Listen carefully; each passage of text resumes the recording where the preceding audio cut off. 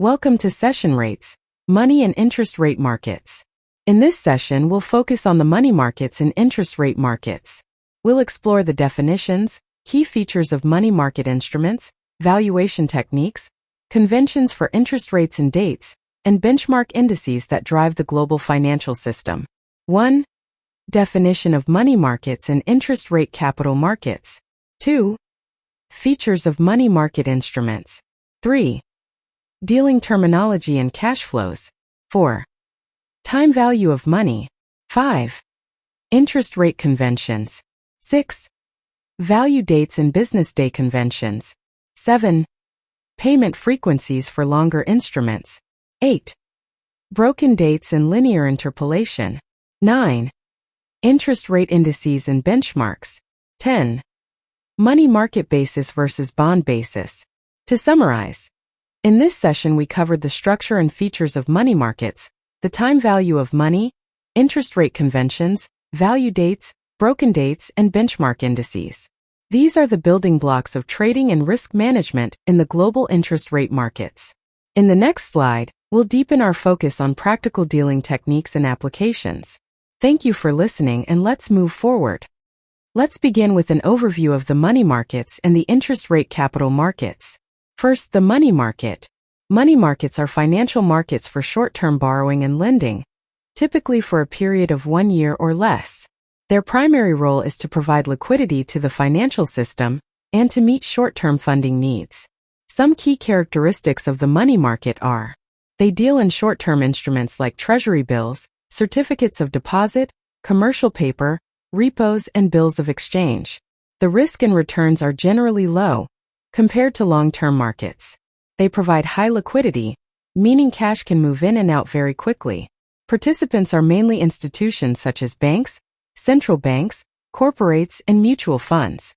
And finally, money markets are subject to enhanced regulation because they are vital for the stability of the financial system. Now let's compare money markets with the interest rate or debt capital market. Debt capital markets deal with long-term securities such as bonds. These markets facilitate the transfer of capital from investors to businesses and governments to fund long-term investment projects. Some of the key characteristics include: they focus on long-term instruments, often with maturities of more than 1 year. They involve higher risk and potentially higher returns, since investors commit funds for a longer time.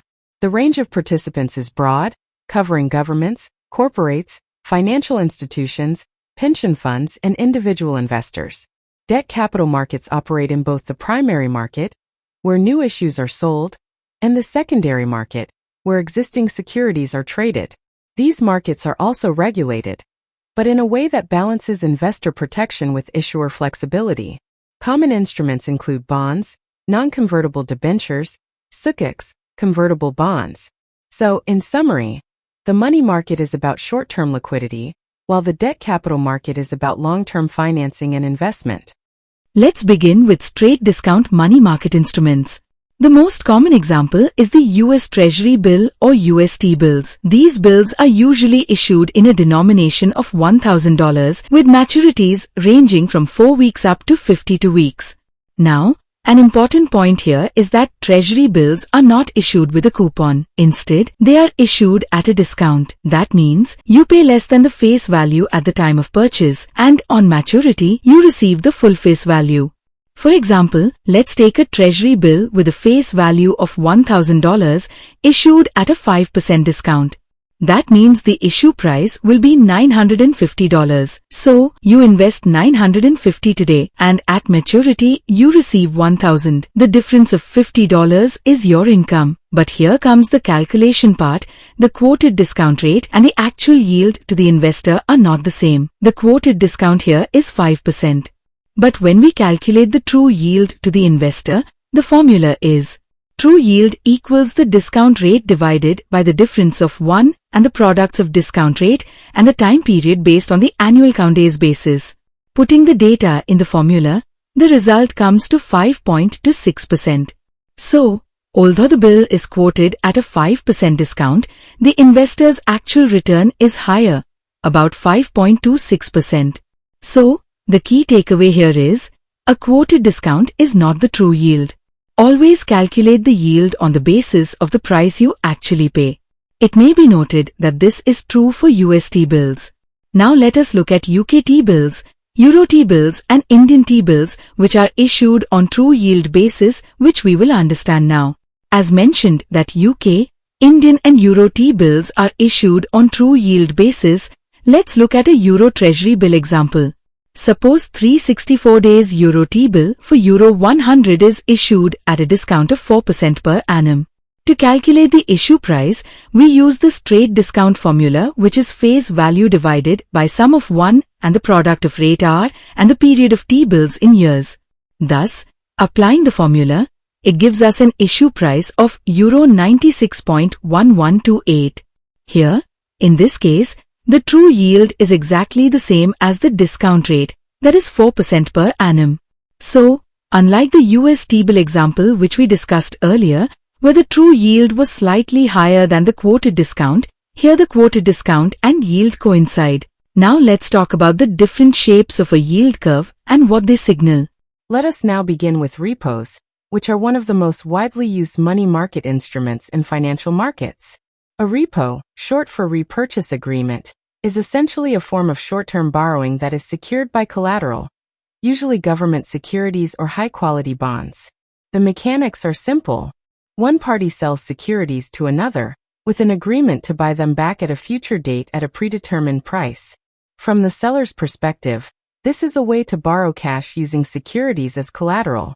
From the buyer's perspective, it is a way to lend cash with the comfort of having securities as security in case of default. Repos are extremely important because they provide liquidity to the market. They are used by central banks as a key tool for monetary policy implementation. They help manage short-term funding needs of banks, brokers, and other financial institutions. Now, the reverse of a repo is called a reverse repo, where the buyer of securities agrees to sell them back later. So the same transaction is seen differently depending on which side you are on. If you are selling securities and borrowing cash, it's a repo. If you are buying securities and lending cash, it's a reverse repo. We'll go deeper into haircuts, collateral, cash flow calculations, and the role of repos in risk management in the following slides. To understand repos more clearly, let's look at a simple example. Here we see a 5-year German government bond with a nominal value of 10 million euros being used in a repo transaction. On November 1st, the seller, who needs cash, sells the bond to the buyer for 10,157,671 euros. On November 8th, just 1 week later, the seller repurchases the same bond at a slightly higher price of 10,161,819 euros. That difference, about 4,148 euros, is effectively the repo interest earned by the buyer for lending cash. So you can see, repos are not just a sale, but a sale with a commitment to repurchase at an agreed price. Now let's introduce some important repo market terms. 1. Repo versus reverse repo. From the seller's perspective, borrowing cash, providing securities, it's a repo. From the buyer's perspective, lending cash, receiving securities, it's a reverse repo. Same transaction, just viewed from opposite sides. 2. General collateral, GC. Here, the aim is funding, not getting a specific bond. Any acceptable collateral, such as gilts or government bonds, can be delivered. It's all about cash versus liquidity, not the exact bond. 3. Delivery by value DBV. A special form of GC repo. The collateral is automatically selected by the settlement system, like Crestco in the UK. Parties just specify the value of collateral, and equivalent bonds are delivered and returned. Makes repo operations smoother and more automated. 4. Specials. In contrast, these are repos where the specific bond matters. A counterparty may desperately need a certain gilt or security, perhaps to cover a short position. Here, cash lending is secondary. The key aim is to obtain that particular bond. So in summary, GC repos are about funding, specials are about specific securities. This example and terminology set the stage for when we discuss haircuts, collateral quality, and cash flow calculations in repos in the next slides.